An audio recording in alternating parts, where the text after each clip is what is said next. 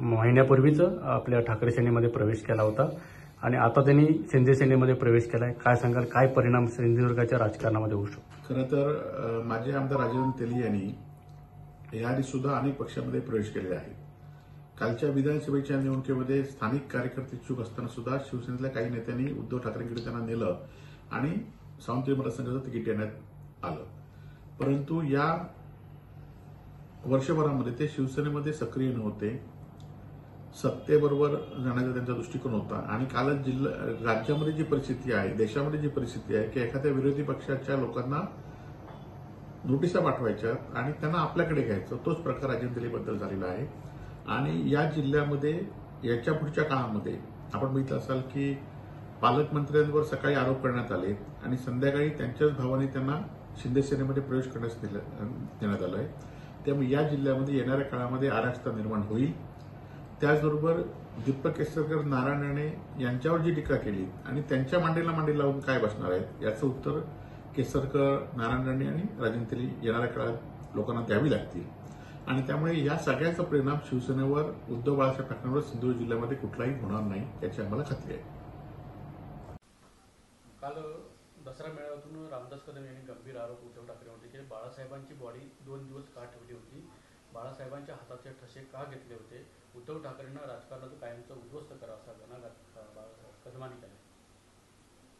खरं तर बाळासाहेबांचा देहवास होऊन आज जवळजवळ 13 वर्षापेक्षा जास्त कालावधी झालेला आहे आणि शिवसेनेचे नेते रामदास कदम त्यावेळी सुद्धा शिवसेनेचे नेते होते आणि उद्धवजींच्या आशीर्वादाने सुद्धा ते पराभूत होऊन सुद्धा उद्धवजींनी त्यांना त्यावेळी आमदार केलं होतं.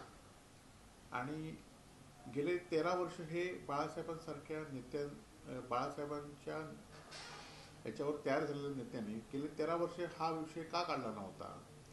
खरं तर आज कालची लोकसभा झाली, विधानसभा निवडणुका झाल्यात. या निवडणुकीमध्ये वेगवेगळ्या मार्गाने आपण निवडणूक जिंकला तरी पण उद्धव बाळासाहेब ठाकरे आज ठामपणे उभे आहेत आणि त्यामुळे तुम्हाला दिल्लीवरून जे आरोप बाळासाहेबांच्या बाबतीमध्ये उद्धवजींवर करायचे असतात ते तुम्ही करताय.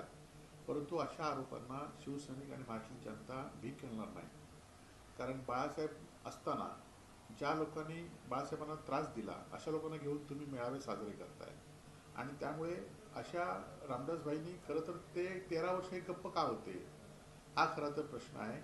आणि आज एकीकडे तुमची सगळी सत्ता असताना सुद्धा शिवसेनेचा दसरा मेळावा, कालचा शिवाजी पार्कचा दसरा मेळावा केवढ्या मोठ्या पद्धतीने उत्साहाने साजरा झाला आणि तुमचा मेळावा मात्र आमच्या आरोप करण्यामध्ये झाला.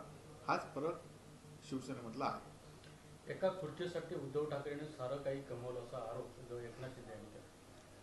खरं तर त्या खुर्चीसाठीच आपण त्यावेळी शिवसेनेचे विधिमंडळाचे नेते होतात, आम्ही आपल्यावर आमदार होतो. परंतु त्यावेळी भारतीय जनता पार्टीवर बसायचं नाही, भारतीय जनता पार्टी सत्तेत बसायचं नाही असं आपण सर्वांनी ठरवलं होतं आणि त्याला अनुमोदन तुम्ही दिलं होतं.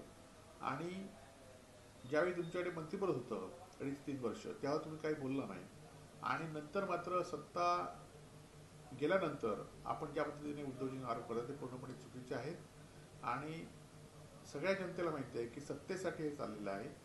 आज भारतीय जनता पार्टी ज्या पद्धतीने देशामध्ये, राज्यामध्ये अराजकता माजवते त्याला उद्धवजींनी योग्य पद्धतीने विरोध केला आहे आणि सगळ्या देशातल्या राजकारण्यांच्या पक्षांना एकत्र आणण्याचं काम उद्धवजी करतायत. म्हणूनच तुम्ही आमच्यावर आरोप करताय. तुमच्या जाचाला कंटाळूनच राज ठाकरे यांनी पक्षाबाहेर पडले होते असा आरोप सरनाईक यांनी केला. खरं तर आता उद्धवसाहेब आणि राजसाहेब एकत्र येत आहेत. मुंबईमध्ये मराठी माणूस, मुंबईच्या परिसरामध्ये मराठी माणूस एकत्र येतोय आणि ज्या पद्धतीने भारतीय जनता पार्टीने इतर लोकांना ज्या पद्धतीने परप्रांतीयांना ज्या पद्धतीने पदं दिली आहे आणि त्याचा रोष कुठेतरी मराठी माणसामध्ये आहे आणि त्यामुळे एकत्र आल्यानंतर जी ताकद मराठी माणसामध्ये झाली त्याच्या विरोधात म्हणून हे बोलतायत, आरोप करतायत. परंतु त्यांना एकत्र येण्यामुळे भीती निर्माण निश्चित झालेली आहे. संजय राऊत यांनी ज्यांची लग्न लावली ते सगळे तुटले, हा पांढऱ्या पायाचा पाणीच आहे असा गुलाबराव पाटील. नाही, खरं तर संजय राऊत साहेबांमुळेच अनेक लोकांना पदं मिळालीत हे विसरून चालणार नाही आणि त्यामुळे आज आमच्या विरोधात बोलल्याशिवाय दोघांचं मंत्रिपद टिकणार नाही. त्यामुळे आमच्या विरोधात त्यांना बोलावं लागेल. सॅनिटरी पॅडवरती आदित्य ठाकरेंचे फोटो लावले होते. रश्मी आणि ज्योती वाघमारेंना ज्या पद्धतीने कलेक्टरांनी फोटो लावताना जे झापलंय ते जिल्ह्यातल्या आणि राज्यातल्या जनतेने बघितलंय आणि त्यामुळे नेहमीच राजकारण करणाऱ्यांच्या विरोधात आम्ही काय बोलणार. मीरा रोड स्टेशनजवळ गांधी जयंतीनिमित्त कार्यक्रम घेण्यात आला. या कार्यक्रमात आय लव्ह मोहम्मद आणि आय लव्ह महादेव अशा आशयाचे बॅनर झळकले. महात्मा गांधींच्या फोटोखाली हा मजकूर लिहिण्यात आला. खरं तर आता ह्या राज्यामध्ये अनेक प्रश्न असताना सुद्धा हे वेगळ्या प्रश्नाकडे राजकीय हे करतायत. आज राज्यामध्ये बेकारी, महागाई, दुष्काळ, ओला दुष्काळ ह्या सगळे प्रश्न असताना कुठेतरी दुसऱ्या विषयाकडे हे करतात.